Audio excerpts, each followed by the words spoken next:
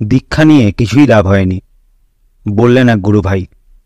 সব হারিয়ে এক নিমেষে হলেন দেউলিয়া। কি হলো তারপর জানতে হলে ভিডিওটি দেখতে থাকুন। কুষ্টিয়ার শ্রীযুক্ত দীননাথ পাল এক সময়ের খ্যাতনামা ধনী মহাজন এবং বিশাল জমিদার। উপচে পড়া ঐশ্বর্য, নগদ টাকা, গহনা, পাকা বাড়ি। কিন্তু হঠাৎ যেন ঝড় নেমেল তার জীবনে। এক বড়সড় মোকদ্দমায় জড়িয়ে পড়লেন। লড়াই গেল হাইকোর্ট পর্যন্ত। প্রায় 20,000 টাকা খরচ করেও শেষ পর্যন্ত পরাজিত হলেন। শুধু পরাজয় নয়, তার চেয়েও গভীর ক্ষত একজন পুত্র এবং বিশ্বস্ত এক কর্মচারী বিচারে দণ্ডিত হয়ে জেলে গেলেন। সময়টা 1920-র দশক, যখন 1 টাকার মূল্য ছিল আজকের প্রায় 1000 টাকার সমান। অর্থাৎ সেই সময় 20,000 টাকার ক্ষতি মানে আজকের দিনের প্রায় 20 লক্ষ টাকা। এমন বিপুল ক্ষতি তাকে ফেলে দিল একেবারে ধুলায়। ব্যবসা ডুবে গেল। দীননাথ মহাশয় দেউলিয়া হয়ে পড়লেন। ধার দেনায় জর্জরিত হয়ে সম্পত্তি, বাড়ি, এমনকি ঘরের গহনা পর্যন্ত বন্ধক রাখতে হল। এক সময় যিনি ছিলেন সমৃদ্ধির প্রতীক, তিনি আজ সর্বশান্ত। হৃদয় ভেঙে চুরমার। মাথার উপর সর্বনাশের ঘন মেঘ। ব্যবসা তো মুখ থুবড়ে পড়লই, উপরন্তু সমাজের অন্যান্য মহাজনরা তার দুর্দশার এই সুযোগ নিয়ে তাকে একেবারে ধ্বংস করে দিতে উঠে পড়ে লাগলেন। যে কোনো মুহূর্তে ডিক্রি জারি হয়ে যেতে পারে, আর শেষ অবলম্বন বসত ভিটাটুকুও হারাতে হতে পারে। তখন পরিবার পরিজন নিয়ে মাথা গোজার আশ্রয়টুকুও আর থাকবে না। যখন কোনো দিকেই কোনো ভরসা থাকে না, তখন কিছু মানুষ নিজেকে আরও নষ্ট করতে উদ্যত হয়, আর কিছু মানুষ মুখ ফেরায় ভগবানের দিকে। দীননাথ দ্বিতীয় প্রকৃতির। তার বাড়িতে এখন প্রতি মাসের পূর্ণিমায় হয় সত্যনারায়ণের ব্রত। প্রতিদিন রাধাকৃষ্ণের পূজা হয়, কিন্তু বিপদের কালো মেঘ কাটে না। দুর্দশার কোনো উপশম নেই, নেই শান্তির ছোঁয়া। রাতের ঘুম উড়ে গেছে, মুখে খাওয়ার আর রুচে না, মনে শুধু উদ্বেগ আর উৎকণ্ঠা। এইভাবেই কেটে গেল 4 বছর। চেহারায় নেই আর আগের জৌলুস, বিবর্ণ শীর্ণ, চোখে মুখে শুধু ক্লান্তির ছাপ। খুঁজে ফিরছেন শুধু শান্তি। এই সময় খবর পেলেন শ্রী ঠাকুর অনুকূলচন্দ্রের পার্ষদ ভক্ত শ্রীযুক্ত সতীশচন্দ্র গোস্বামী মহাশয়ের বাড়িতে প্রতি রাতেই অনুষ্ঠিত হয় সংকীর্তন। একদিন দুদিন সেখানে গেলেন দীননাথ। একদিন সংকীর্তন শেষে তিনি জিজ্ঞেস করলেন সেখানে উপস্থিত ঠাকুরের শিষ্য ডাক্তার সতীশচন্দ্র জোয়ারদারকে, ডাক্তারবাবু, শুনলাম আপনাদের ঠাকুর খুব অলৌকিক ক্ষমতা সম্পন্ন। তাঁর শরণাপন্ন হলে আমার এই বিপদের কোনো শান্তি হতে পারে কি? শান্ত গলায় বললেন ডাক্তার সতীশচন্দ্র, তিনি অসীম অতিমানব শক্তি সম্পন্ন হলেও সেই শক্তি লোক দেখানোর কাজে ব্যবহার করেন না। তিনি বলেন, সত্যনাম মাহাত্ম্যে সবই হতে পারে, সব আপদ কাটে। দেখুন, এখানে লোকে আধ্যাত্মিক উন্নতির কামনায় আসে, তাতেই ফলপ্রাপ্ত হয়, শান্তিলাভ করে থাকে। অর্থের জন্য এখানে এলে কোনো ফল লাভ হবে কিনা বলতে পারি না, তবে ধর্মের জন্য এসে সাধনা করলে সত্যনাম মাহাত্ম্যে সর্ববিষয়েই শান্তিলাভ করা যেতে পারে।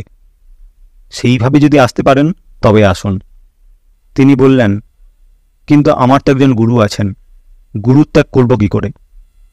ডাক্তার সতীশচন্দ্র বললেন, গুরুত্যাগ করতে হবে না, তাকে যথারীতি ভক্তি এবং শ্রদ্ধা করতে হবে। তবে এই নামটা জপ করতে হবে, সাধনাটা এই প্রণালী মতে করতে হবে। প্রকৃত সদ্গুরু লাভ হলে ত্যাগ করা মহাপাপ। বাস্তবিক উপযুক্ত গুরু হলে সেই গুরু ত্যাগ হতে পারে না।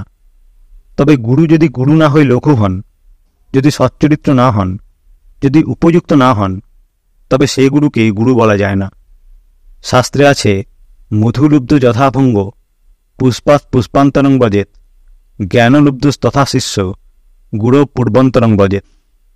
মধুলোভী ভ্রমর যেমন এক ফুল থেকে আরেক ফুলে যায়, তেমনি জ্ঞান পিপাসু শিষ্যও এক গুরু থেকে অন্য গুরুর কাছে যেতে পারে। শ্রী শ্রী রামানুজ 2 বার গুরু গ্রহণ করেছিলেন। শ্রী শ্রী বুদ্ধদেব 3 বার গুরু গ্রহণ করেন। আরেক কাজ করুন, সবার আগে আপনাদের গুরুদেবের বাড়িতে যান, অথবা তাকে সংবাদ দিয়ে আপনার বাড়িতে আনেন, তাকে সমস্তটা খুলে বলুন। গুরুদেব আসলেন, তিনি বললেন, আমি আমার গুরুর কাছে যা শুনেছি তোমাকে তাই বলে দিয়েছি। সাধনায় নিজে বেশি অগ্রসর হইনি। তুমি সদ্গুরুর আশ্রয় গ্রহণ করলে আমি সন্তুষ্ট হব। এরপর পাল মহাশয় শ্রী ঠাকুরের সত্যনাম গ্রহণ করলেন। প্রতিদিন রাতে তিনি এসে সংকীর্তনে যোগদান করেন, যথারীতি সাধনাও করেন।